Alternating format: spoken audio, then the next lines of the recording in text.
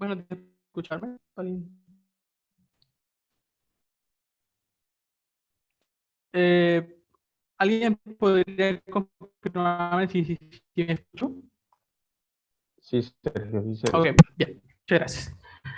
Bueno, buenos días a todos. El día de hoy les voy a hablar acerca de mi trabajo. Bueno, este trabajo es también mi trabajo de tesis, el cual es un estudio experimental y teórico a través de la teoría del funcional de densidad de las propiedades electrónicas y estructurales de las aleaciones selenuro de plomo, sulfuro de plomo.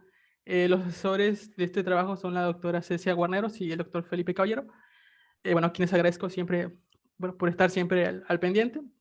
Y bueno, este va a ser el programa de la presentación. Vamos a hacer una pequeña introducción a los materiales termoeléctricos. Vamos a ver un poco los antecedentes que se han hecho en estos materiales. Vamos a hablar de la justificación y la hipótesis de mi trabajo, así como los objetivos generales y específicos. Posteriormente, les presentaré la metodología, la experimental y la computacional de este trabajo. Posteriormente, les presentaré y discutiré brevemente algunos de los resultados obtenidos hasta el momento y terminaré con algunas conclusiones sobre estos resultados y las perspectivas del trabajo en curso.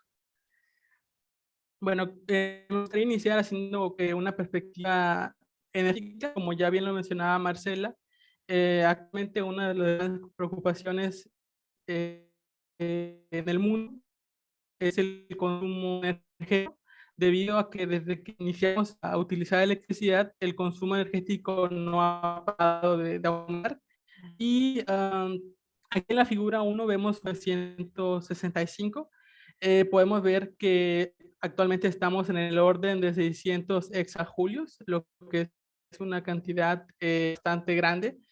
Y lo preocupante de esto lo vemos gracias a la figura 2, en la que nos muestra las fuentes donde se obtienen estas energías, y podemos ver que más de tres cuartas partes de la energía provienen de fuentes fósiles, como lo son el gas natural y el carbón, que bueno, que la quema de estos combustibles repercute al ambiente debido a la emisión de gases de efecto invernadero. Entonces, esta tendencia a la energía obviamente no parece que vaya a cambiar. La energía va a seguir aumentando. Esto debido a nuestro desarrollo tecnológico. Por lo que debemos buscar, y bueno, la ciencia ya ha hecho un trabajo en esto, de buscar fuentes de energías renovables o bien modos de aprovechar esta energía que ya producimos. A pesar de todos los avances, actualmente, por ejemplo, en el 2021, tan solo el 7% de la energía mundial fue obtenida a través de energías renovables. Dentro de estas energías o tenemos a los materiales la termoeléctrica. Verlos con manera de eficientizar el consumo de la energía. Estudios han demostrado o han calculado que cerca de tres cuartas partes de la energía que que gastamos, en realidad no se utiliza, sino que se desperdicia en forma de calor, y este calor proviene ya sea de los incineradores industriales, de la quema de gas natural, del calentamiento del motor del auto. Entonces, este calor es inherente a los procesos, y entonces eléctricos nos plantean recuperar este calor y transformarlo y aprovecharlo. Y esto precisamente es lo que hace un dispositivo termoeléctrico. Son dispositivos que son capaces de convertir directamente un gradiente térmico en una diferencia de potencial, lo que permite utilizarlo para alimentar a nuestros aparatos electrónicos. Sin embargo, uno de los grandes problemas que han tenido los termoeléctricos es que han estado limitadas a aplicaciones de nicho. Por ejemplo, los han utilizado en viajes espaciales o incluso en gadgets, como por ejemplo cargadores corporales del celular, y esto no ha sido explotado al máximo debido a las bajas eficiencias de estos dispositivos. Entonces, es interesante y lo que es apremiante para que este tipo de aprovechamiento evolucione es desarrollar dispositivos tales que su eficiencia sea alta. Y es precisamente sobre eso que reza nuestro trabajo. Bueno, es lo que intentamos hacer. Entonces, me gustaría empezar hablando de qué es el efecto termoeléctrico. El efecto termoeléctrico o la termoelectricidad se basa en el efecto Seebeck, el cual fue descubierto por Johann Seebeck, y él se dio cuenta que si nosotros tenemos dos metales distintos, por ejemplo, cobre y antimonio, y los unimos en dos extremos, y en estos extremos aplicamos en un lado calor y en el otro dejarlo a temperatura ambiente o aplicarle frío. Bueno, esto genera un gradiente térmico, y el efecto Seebeck precisamente nos habla de la aparición de un potencial o una diferencia de potencial en respuesta a este gradiente de temperatura. Si quisiéramos hablar un poco de qué pasa a nivel fundamental, pues sabemos que el cobre y el antimonio o dos metales cualquiera, al ser distintos, también tienen una configuración eléctrica distinta. Entonces, estos materiales tienen niveles de Fermi distintos. Entonces, nosotros al ponerlos en contacto, lo que generamos es que estos niveles de Fermi se alineen.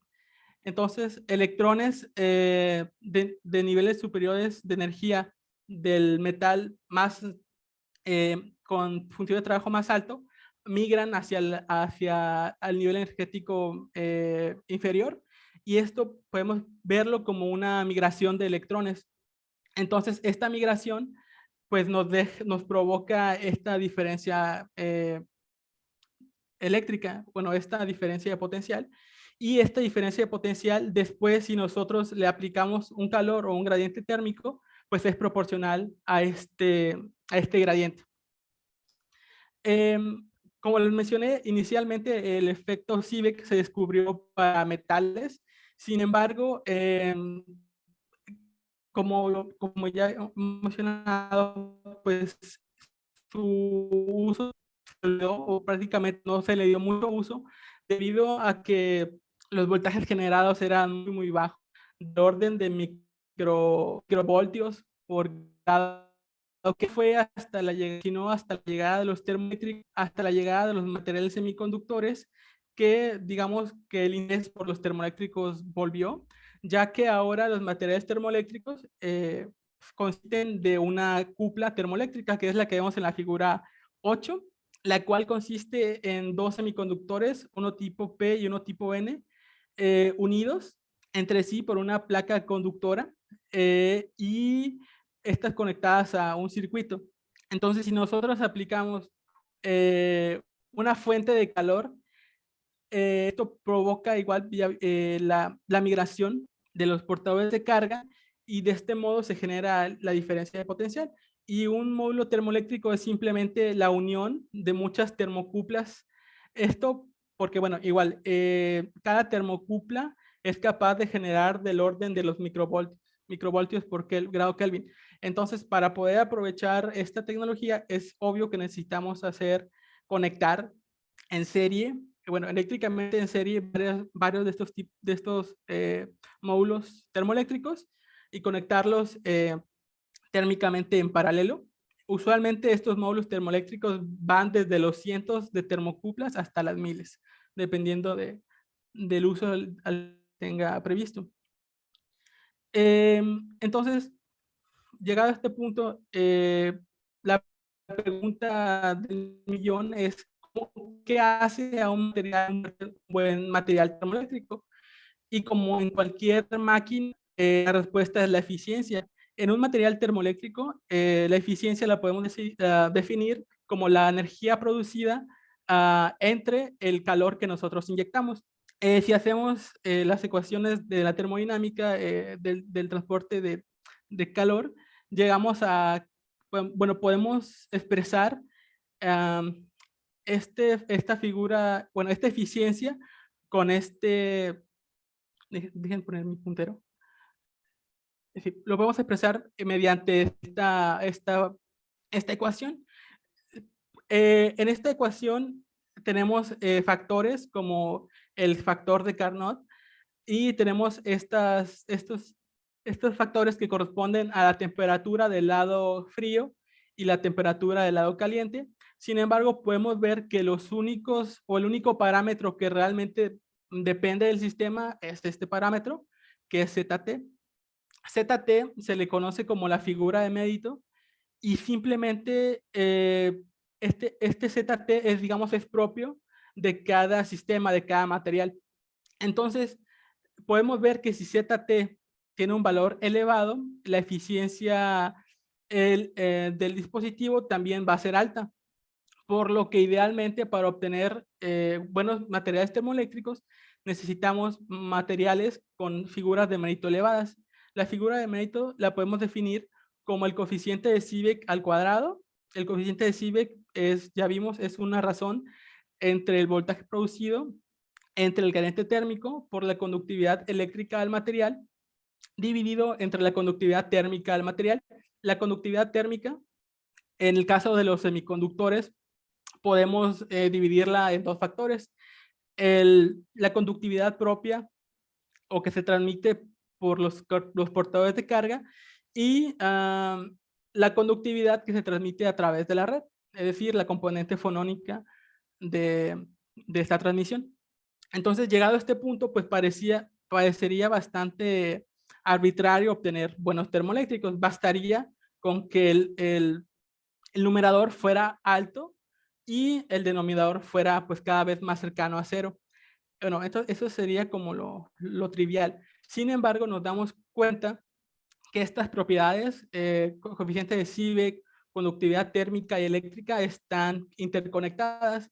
Aquí, bueno, tenemos las ecuaciones que describen o que gobiernan estos fenómenos. Que es importante, por ejemplo, la conductividad sabemos que depende de los portadores de carga del semiconductor. Usualmente si tenemos portadores de carga, es decir, en semiconductores degenerados, es decir, con portadores de carga, bueno, con bastantes portadores de carga, usualmente tenemos conductividades eléctricas elevadas. Sin embargo, si nosotros tenemos,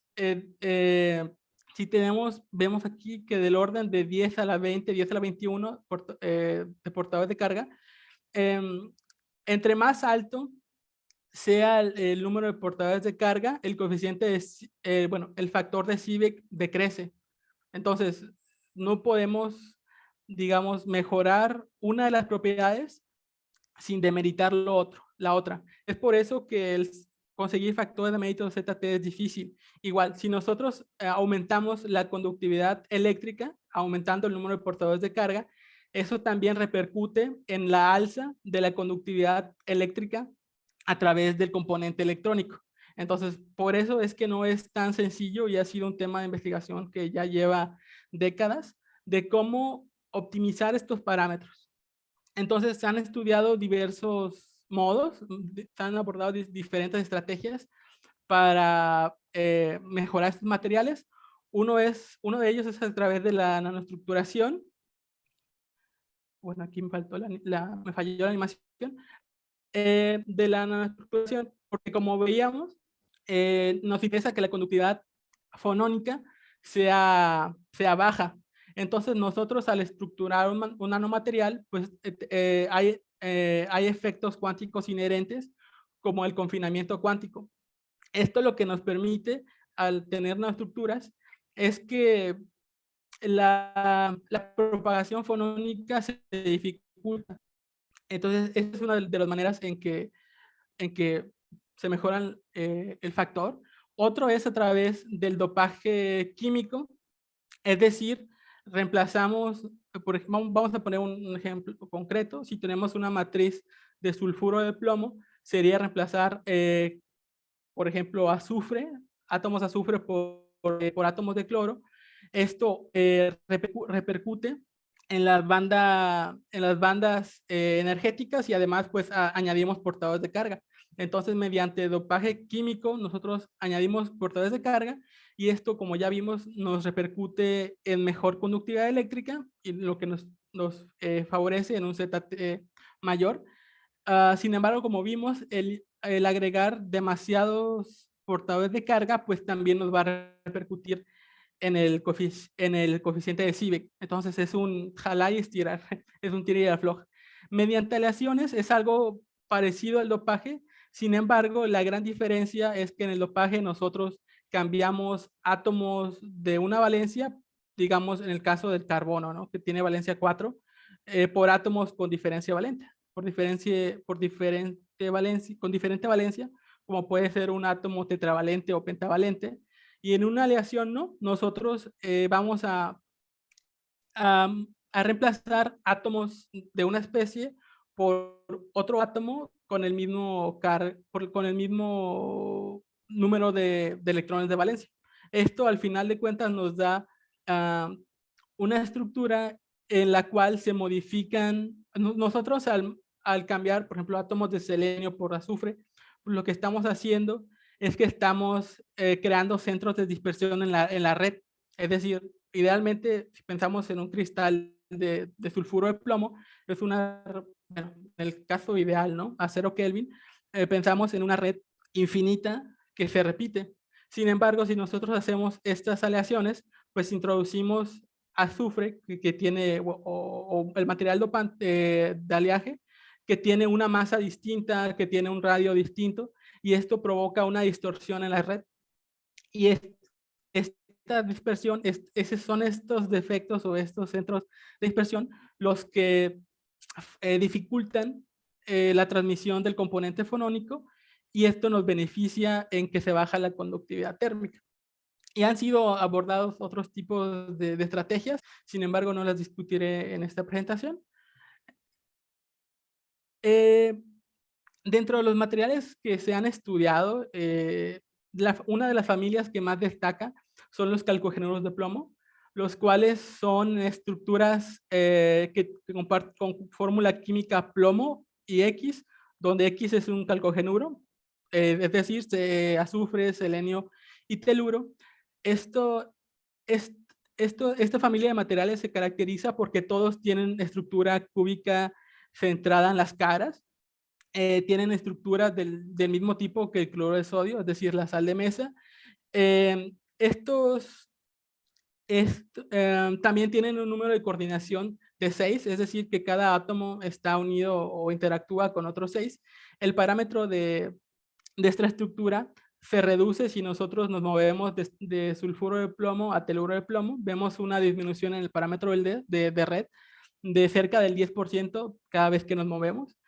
También algo que es muy interesante y que ha sido, es por eso que ha llamado tanta la atención este tipo de estructuras, es que usualmente estructuras, por ejemplo, formadas, eh, por ejemplo, los aluros alcalinos, por ejemplo, el cloruro de cesio, bueno, ese tipo de materiales también presentan o pueden presentar estructura FCC. Sin embargo, estas estructuras por lo general presentan gaps mayores de 3. Y en el caso de estos materiales de los calcogenuros de plomo se caracterizan por tener anchos de banda estrechos, y eso es algo que, bueno, que llama mucho la atención, dado que en los otros materiales que comparten este tipo de estructura pues suelen ser grandes. Obviamente el ancho de banda en bulto, el valor más pequeño es para el selenuro de plomo con 0.29 a temperatura ambiente. Después el teluro de plomo y el sulfuro de plomo. Como pueden ver, el gap pues, va creciendo. Y obviamente si nosotros hablamos de materiales depositados o en películas, pues el ancho de banda es mayor al que vemos en bulto, debido a que debido a que si bajamos la dimensión, los niveles de energía se discretizan más y más, y en lugar de ver bandas, pues ya empezamos, bueno, si lo discretizamos demasiado, pues empezamos a ver ya no bandas, sino podemos decir orbitales moleculares o orbitales atómicos. Y es por eso que el ancho de banda en películas es mayor. Y bueno, también esta familia se ha caracterizado por tener valores ZT elevados, de hecho obteniendo de los más altos obtenidos hasta el momento. Estos calculadores de plomo ya se usan y han sido bastante estudiados para materiales termoeléctricos, y su efectividad máxima está entre los 100 y 600 grados.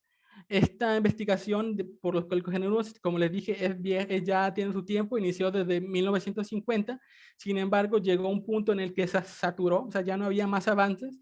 Sin embargo, avances recientes en la física del estado sólido y de materiales también de estado sólido, así como que ahora hacemos más nanoestructuras, pues dio, digamos, un impulso a que la investigación por esta familia resurgiera. Y enos aquí. Es bien sabido, como ya habíamos dicho, que hay dos maneras de optimizar ZT. Una es por la optimización de las bandas. Como ya vimos, es la creación es la adición de portadores de carga para modificar las bandas. Y otra es la creación de centros de dispersión fonónicos para decrecer la componente fonónica de la conductividad térmica. Y una de estas soluciones, como vimos hace un momento, es la creación de aleaciones.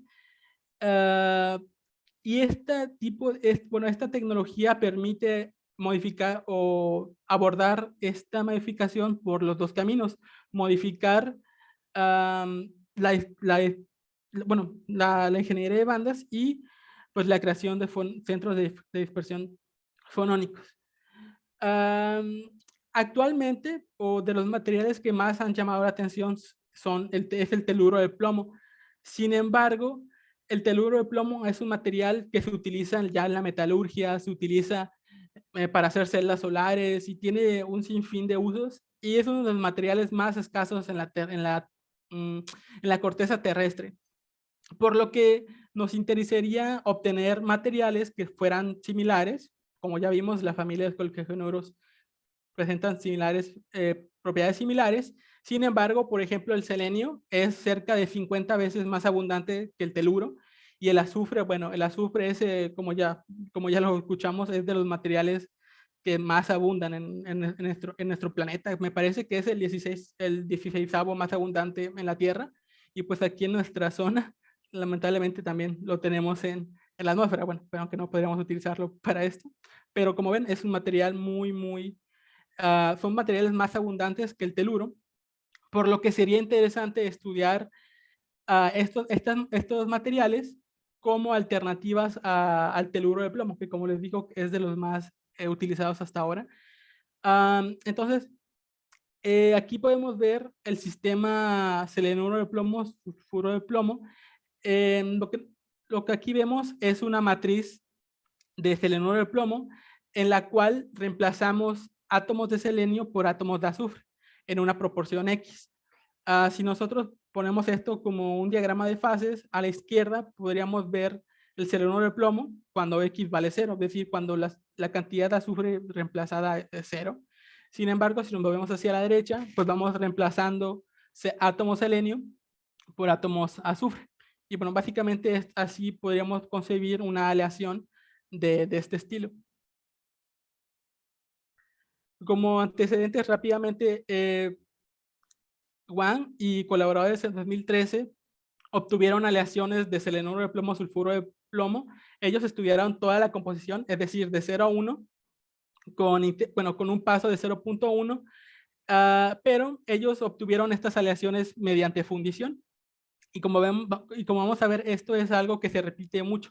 Estas aleaciones han sido estudiadas, sí, pero siempre se han estudiado por fundición. Es decir, ellos tienen plomo metálico, tienen selenio metálico, tienen azufre, lo pesan y ponen proporciones para obtener la composición buscada, y lo funden aproximadamente a 1100 grados, y después de un enfriamiento térmico, pues obtienen una aleación. Ellos encontraron que sí, que efectivamente, si tenemos una matriz de selenio, por ejemplo, de 0.1 y le ponemos a azufre 0.9, se dieron cuenta que estas aleaciones son igual de buenas que las aleaciones de selenuro de plomo solo. Y es lo que vemos aquí, que ellos determinaron que el ZT máximo de las aleaciones ricas en selenio uh, y las aleaciones de selenuro plomo son casi idénticas. Ellos también encontraron que estas aleaciones obedecían la ley de Vega, que nos dice básicamente que si nosotros tenemos propiedades como el parámetro de red, este varía linealmente de acuerdo a la composición de la aleación. Y sí, ellos hicieron sus difractómetros, obtuvieron el parámetro de red y sí, sus aleaciones obedecen la ley de Vega. Y también veíamos lo que pasaba. ¿Se acuerdan que uno de los problemas más que pasaba también era que si nosotros aumentamos el número de portadores de cargas, pues también había que cuidarlo de no demeritar o no aumentar la conductividad térmica? Y ellos se dieron cuenta que, bueno, en este caso, bueno, cuando nosotros hacemos una aleación, la aleación puede repercutir en dos cosas. Sí, mejora la conductividad térmica, pero también reduce la movilidad de los portadores. Entonces, si nosotros tenemos una movilidad baja, pues repercute en la conductividad eléctrica. Entonces, sí, ellos veían que la conductividad térmica disminuía, pero también disminuía la movilidad de cargas. Entonces, si nosotros, a lo que nos interesa al final es el valor ZT. Después de determinado punto, digamos que repercutía demasiado la conductividad térmica que bajaba, pero digamos repercutía tanto a la movilidad de cargas que netamente no había ninguna diferencia con respecto al material de partida. Otro de los estudios fue el llevado por Androulakis y sus colaboradores en 2011. Este fue antes que el anterior. Sin embargo, este equipo de investigadores también estudiaron la aleación. Sin embargo, ellos solo lo estudiaron de 0.08 a 0.16. Igual encontraron más o menos la misma respuesta en cuanto a la ley de Vega. Se dieron cuenta que estas aleaciones la obedecen y esto tanto en parámetro de red como en su ancho de banda prohibido. Ellos hicieron transmitancia y pues después de hacer ajuste de tau, pues se dieron cuenta que eh, los anchos de banda prohibida pues también obedecen a esta ley de Vega. Ellos también hicieron esta aleación mediante fundición. Sin embargo al llevarla a TEM, se dieron cuenta que que no solo es una mezcla sólida, sino que de hecho este tipo de aleaciones también pueden tener cierta nanoestructuración. También ellos probaron dopando el material y se dieron cuenta que obtenían un buen ZT al doparlo, por ejemplo, con cloro de plomo y hacía un mejor trabajo que la aleación, o por ejemplo el teluro de plomo solo. Entonces, sí se ha demostrado que ZT puede optimizarse mediante la obtención de aleaciones. Por otro lado, también se han hecho estudios de cálculos de primeros principios. Por ejemplo, Boukis en 2011 estudió la estructura electrónica y estructural de diferentes aleaciones ternarias de selenuro de plomo con sulfuro de plomo, selenuro de plomo con teluro de plomo, sulfuro de plomo, teluro de plomo. Igual, él utilizó la teoría del funcional de la densidad y usó, bueno, un método de ondas planas y utilizó el gradiente general aproximado como su funcional de correlación e intercambio. Bueno, él en sus cálculos no encontró una dependencia lineal de la concentración en los constantes de red, ni en el módulo de bulto, ni en el band gap. Esto, bueno, no va en concordancia con los experimentales, que como vimos, ellos sí obtenían una dependencia lineal de la concentración del parámetro de red y el gap. Entonces, como justificación de este trabajo, tenemos que esta aleación sí ha sido estudiada, de hecho, pero se ha estudiado muy poco, y todos los estudios que se han hecho sobre ella son en materiales en bulto. Sin embargo, hasta donde sabemos, este sistema no ha sido estudiado como, digamos, en su forma de película nanoestructurada. Y sabemos que la nanoestructuración, pues también nos permite mejorar la figura de mérito. Entonces, nuestra hipótesis es que la formación de estas estructuras, bueno, estas aleaciones nanoestructuradas, y la sustitución de átomos de selenio por átomos de azufre en una matriz de selenuro de plomo reducirá la conductividad térmica sin impactar negativamente en la movilidad de portadores de carga. Los objetivos generales y específicos, el general es determinar la influencia de la composición en la estructura cristalina y electrónica de la aleación selenuro de plomo, sulfuro de plomo, así como, bueno, esta es una segunda etapa, así como en la conductividad térmica y eléctrica, coeficiente de Seebeck y la figura de mérito ZT. Esto experimentalmente sí se está haciendo. Los objetivos específicos es estudiar la influencia de las condiciones de preparación en la composición de las películas del sistema estudiado, preparado mediante Szilard. Segundo específico es evaluar el efecto de la composición de las aleaciones en su estructura cristalina, sus modos de vibración característicos y sus propiedades optoelectrónicas, y analizar la influencia de la composición y estructura de las aleaciones en sus propiedades termoeléctricas. Esos son nuestros tres objetivos específicos. La metodología experimental consiste básicamente de 3 etapas. La primera es la obtención de las películas binarias de sulfuro de plomo y posteriormente las de selenuro de plomo, y posteriormente la obtención de las películas aleadas. En el laboratorio ya se había hecho trabajos previos por la doctora Cecia y sus colaboradores, y ellos ya habían logrado obtener películas de sulfuro de plomo bastante buenas, por lo que inicié con la parte de la obtención de las películas de selenuro de plomo, que bueno, sí, ya en el laboratorio ya se había hecho un acercamiento. Sin embargo, un problema que aparecía eran que estas películas eran ricas en selenio y veíamos una interfase de selenio. Bueno, en un momentito platicaré esto a detalle. Entonces, esto me hizo tomar como primer paso el establecer una metodología que fuera capaz de obtener películas de selenuro de plomo sin la aparición de estas interfaces de selenio, que para nuestro fin bueno, no es bueno para nuestro fin. Entonces, esta metodología experimental inicia mediante la síntesis de una solución de selenio sulfito de sodio. Para ello partimos de sulfito de sodio y selenio metálico. Estos se pesan y se disuelven en agua. Se llevan a reflujo a 90 grados por 3 horas. Posteriormente se filtra y se afora para obtener una concentración de aproximadamente 0.025 molar.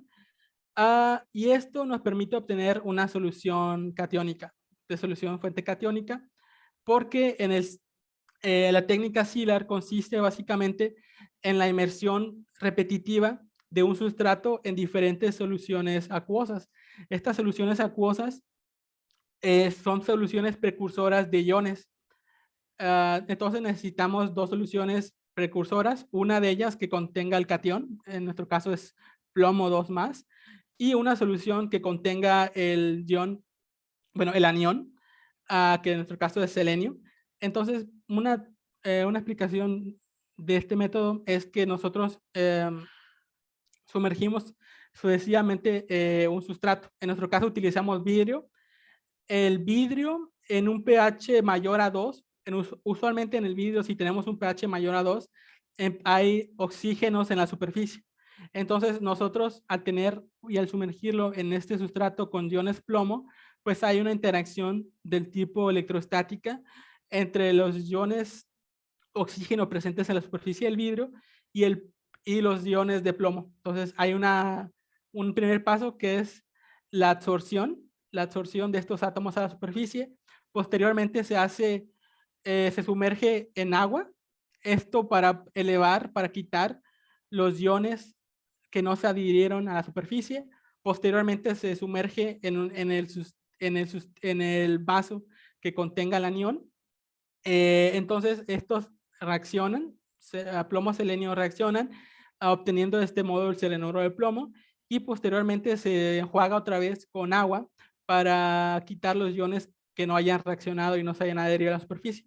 Entonces toda esta serie de emersión constituye un ciclo. Entonces aquí idealmente nosotros obtenemos películas que se forman capa por capa. Entonces, si nosotros variamos el número de ciclos, podemos controlar el espesor de la película. Entonces, básicamente de este modo se obtienen las películas de selenuro de plomo. Las de sulfuro de plomo se obtienen del mismo modo, sin embargo, se cambian los precursores y la técnica es la misma. Para el caso de las películas binarias, también tenemos un arreglo muy similar.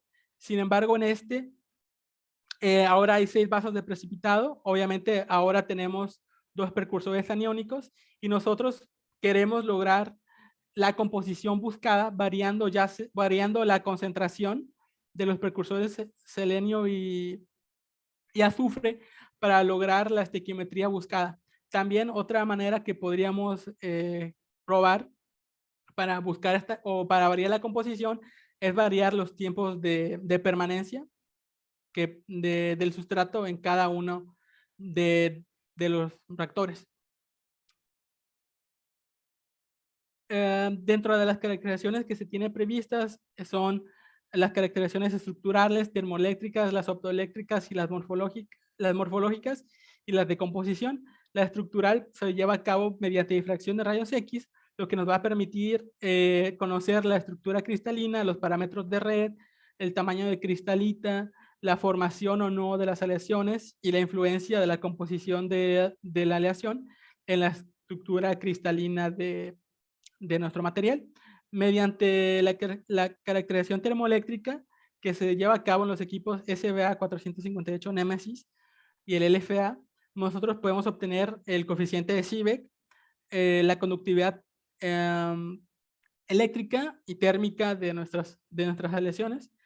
Mediante caracterización optoeléctrica por V visible, podemos estimar el ancho de banda prohibido de nuestros materiales. La caracterización morfológica se lleva a cabo por AFM y SEM. Mediante AFM podemos obtener información acerca de la topografía de la muestra y también estimar el espesor de estas películas y la composición para ver si obtenemos las composiciones y las estequiometrías planteadas se hacen mediante XPS o bien mediante Raman. También nosotros podríamos tener una idea de la composición de estas películas aliadas. Ahora, en cuanto a los métodos computacionales, como ya dije, se van a estudiar en el marco de la teoría del funcional de densidad y para ello vamos a abordar 2 aproximaciones. Una de ellas se conoce como la aproximación del cristal virtual y la otra simplemente se conoce como estructuras aleatorias.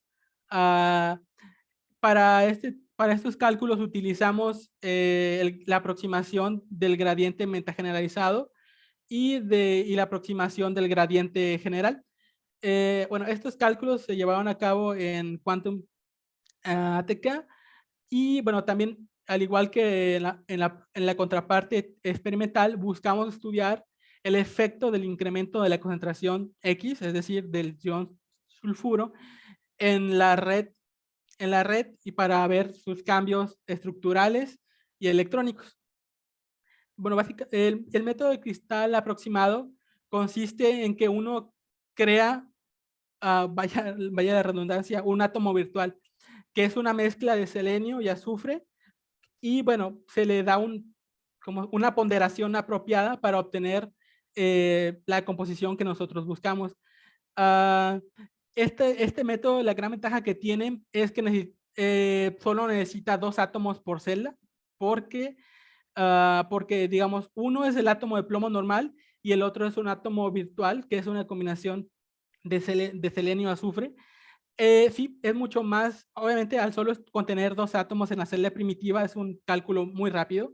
Sin embargo, este método no considera el desorden, no considera, porque con nosotros tenemos una aleación, pues a priori no podemos conocer, digamos, la posición de los átomos de selenio y de azufre que se cambian, ¿no? Sino que es algo totalmente aleatorio. Sin embargo, utilizando este método, nosotros no consideramos eso.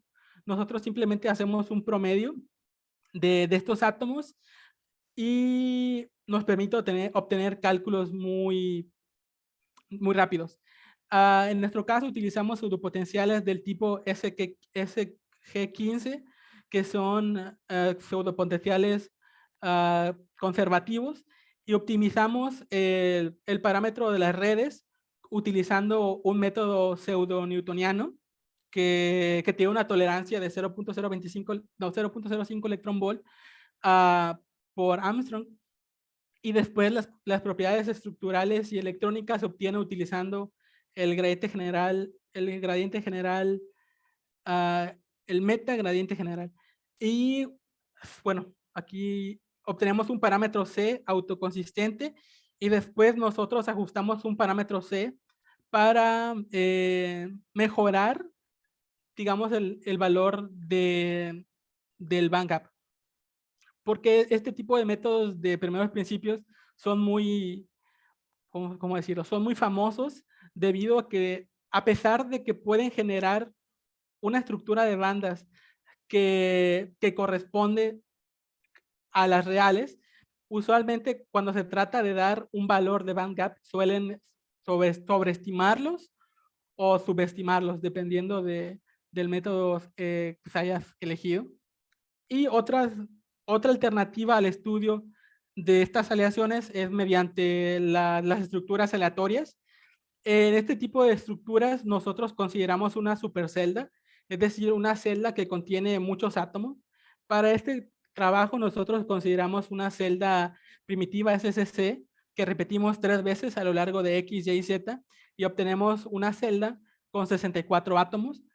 En este modelo nosotros sí consideramos la aleatoriedad de la distribución de los átomos.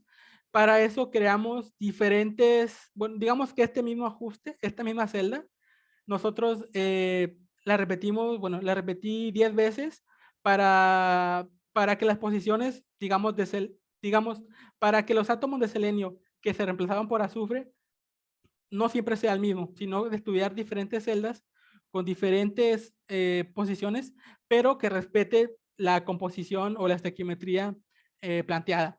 La desventaja de estos cálculos de estructura aleatoria es que nosotros al tener una celda de 64 átomos, eso necesita un esfuerzo computacional grande, a diferencia de la aproximación anterior que solo utilizaba 2 átomos por celda. Pero la ventaja de esta aproximación es que nos permite obtener una imagen más realista de lo que realmente sucede, ¿no? Porque obviamente una aleación no es una ponderación, sino que podemos verlo como casi como un proceso estadístico. Y bueno, estos cálculos fueron llevados a cabo también en DFT. Se utilizó el meta GGG. Y bueno, y para obtener un mejor ancho de banda, pues utilizamos un parámetro C ajustado. Ahí te hablaré un poco de esto. Y se utilizó un tamaño de malla de 7 por 7, de 7 por 7 por 7 y una densidad de malla de 75 Richter. Los resultados, primero empiezo con la parte experimental. Quise incluir aquí la parte de síntesis, que no son como, bueno, porque hubo una serie de detalles que creo que son apropiados de mencionar. Eh, Uno de los grandes problemas de las películas de selenuro y plomo es que si lo queremos hacer en medio acuoso, usualmente utilizamos como precursor el senosulfato de sodio. el cual es es una sustancia o una solución que es muy poco estable. Sobre todo reacciona mucho a la luz. Si nosotros preparamos la solución, a los 3, 4 días ya hay que preparar otra nueva porque ya no sirve. Se empieza a tornar así como estas, amarillenta, un color amarillo. Y si uno intenta crecer las películas con esta solución, no crece nada, ni siquiera se adhiere. Entonces, es un precursor que es bastante inestable, bastante delicado y hay que prepararlo al momento de que uno vaya a realizar el depósito. Bueno, aquí tenemos unas imágenes de ejemplo de películas de selenuro de plomo depositadas.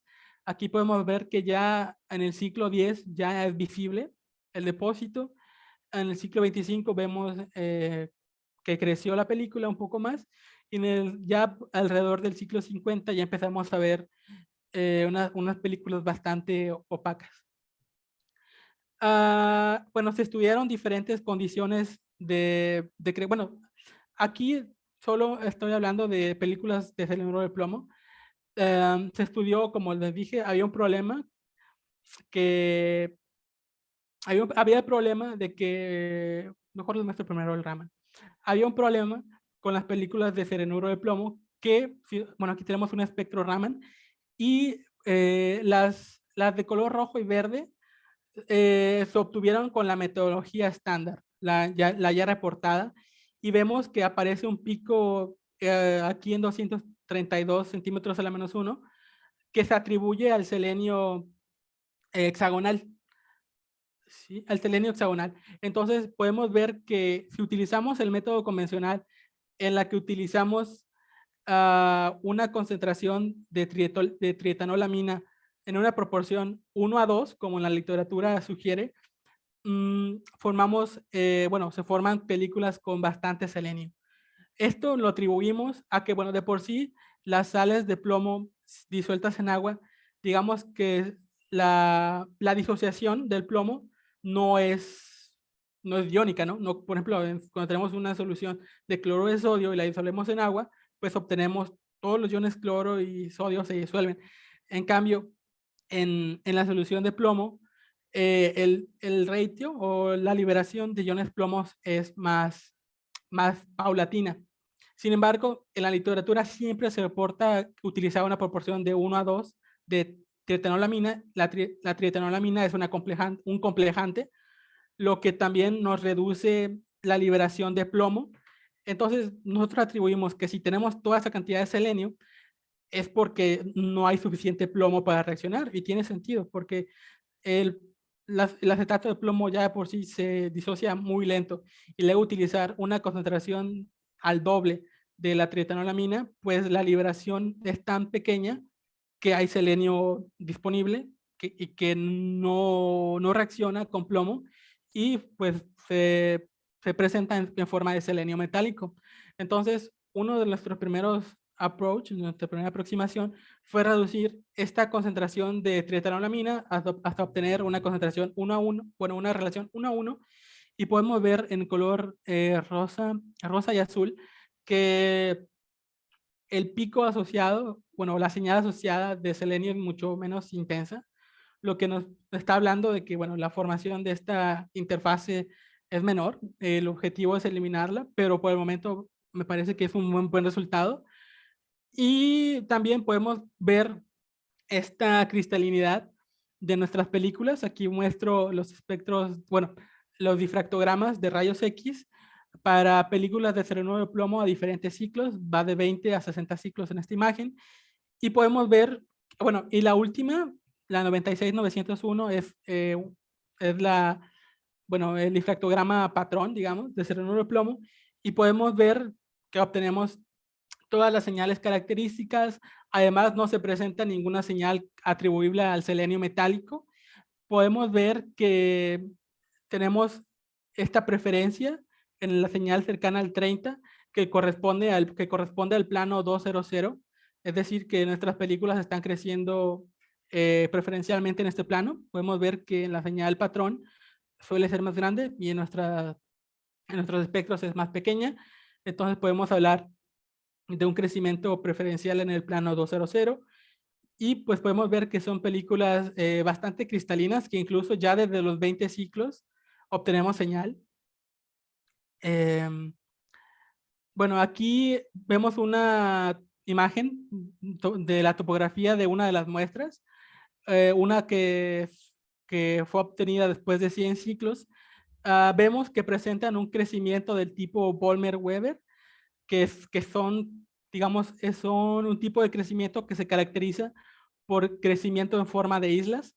Podemos ver en la imagen que nuestra película se compone como de pequeñas islitas. Entonces podemos concluir que la fuerza de adhesión, que la fuerza de interacción entre el cianuro de plomo entre ellos mismos es más fuerte que, que la interacción entre los átomos absorbidos y el sustrato. Y eso tiene sentido porque, pues al final de cuentas, digamos que nuestra técnica se basa simplemente en interacciones eléctricas. Entonces, la fuerza de unión entre estos clústeres de selenuro de plomo es mayor que la de la interacción entre nuestro sustrato y el selenuro de plomo. Para estimar eh, el espesor de nuestras películas, lo que hicimos fue con ayuda del doctor Fabio, con su LIPS.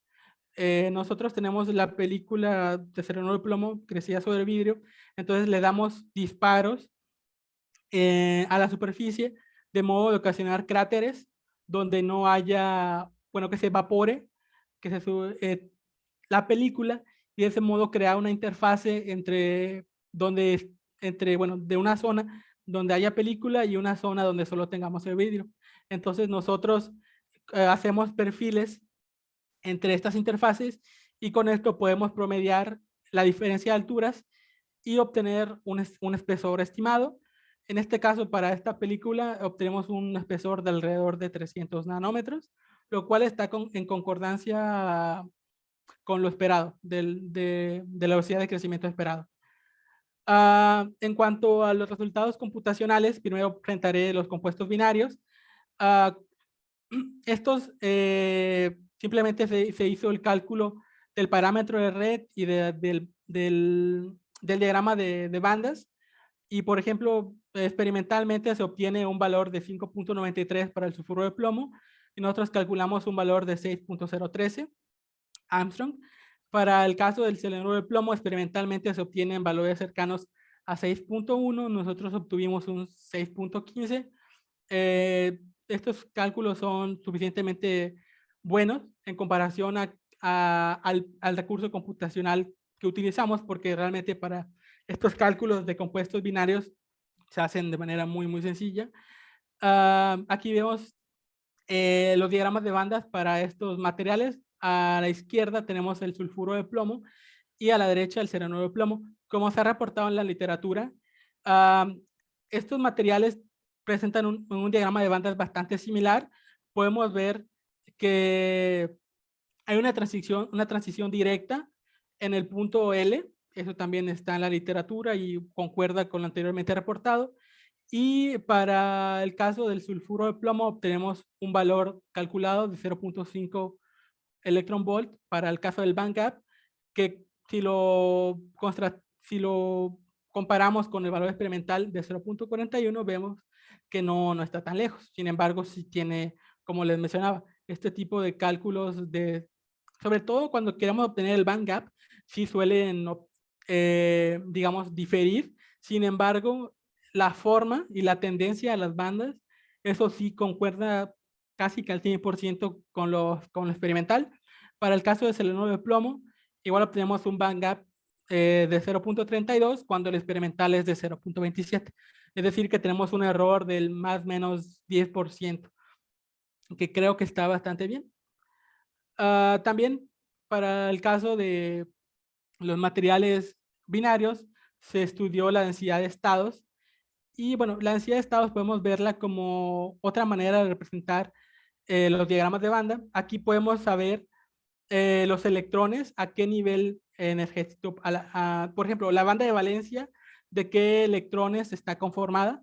Por ejemplo, en nuestro caso, la banda de valencia se compone mayormente por electrones del plomo en nivel energético P, y la banda de conducción podríamos atribuirla a electrones P del azufre, en el caso del sulfuro de plomo.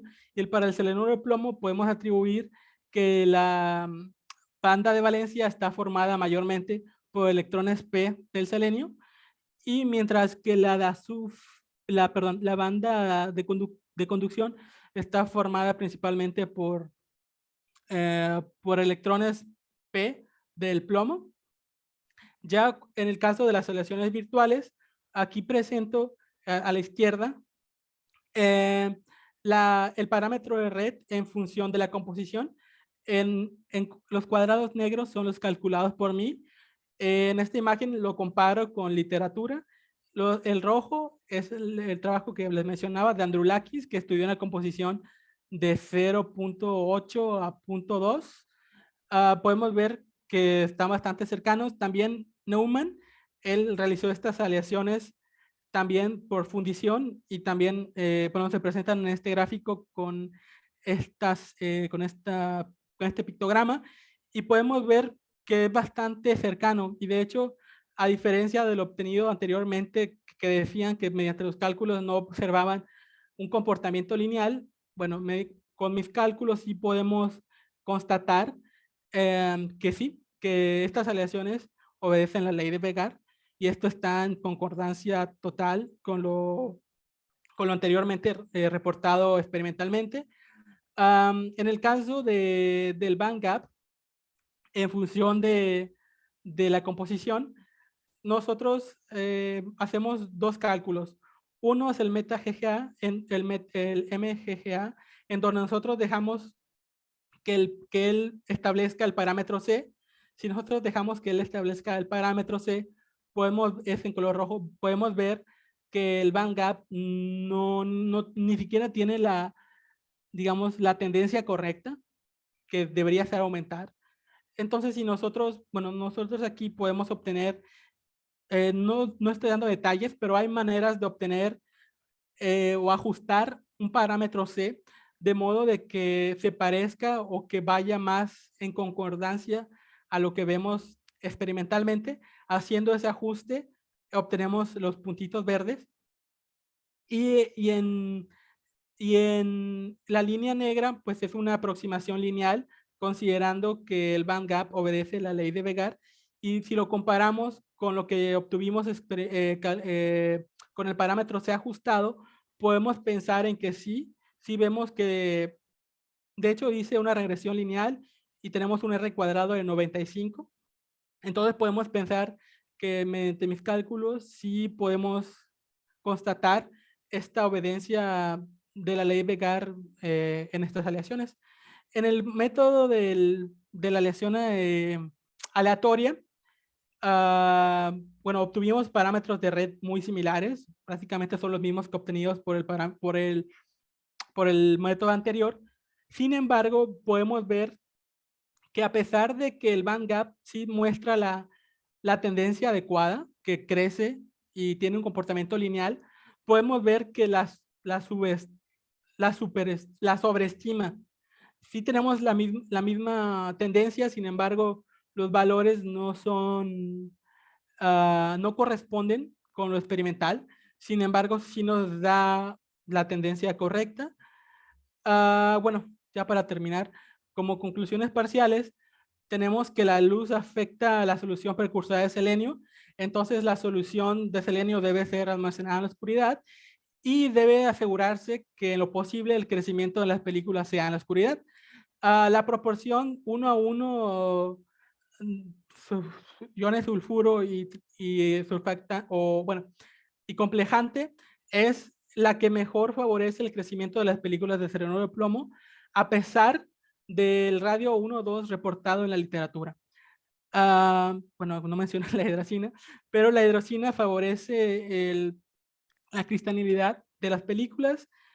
Tampoco menciona esta parte, pero si nosotros hacemos un crecimiento, una nucleación previa de iones plomo en el vidrio antes del crecimiento de las películas, esto favorece la adhesión de las películas, e incluso logramos obtener películas con casi acabado espejo.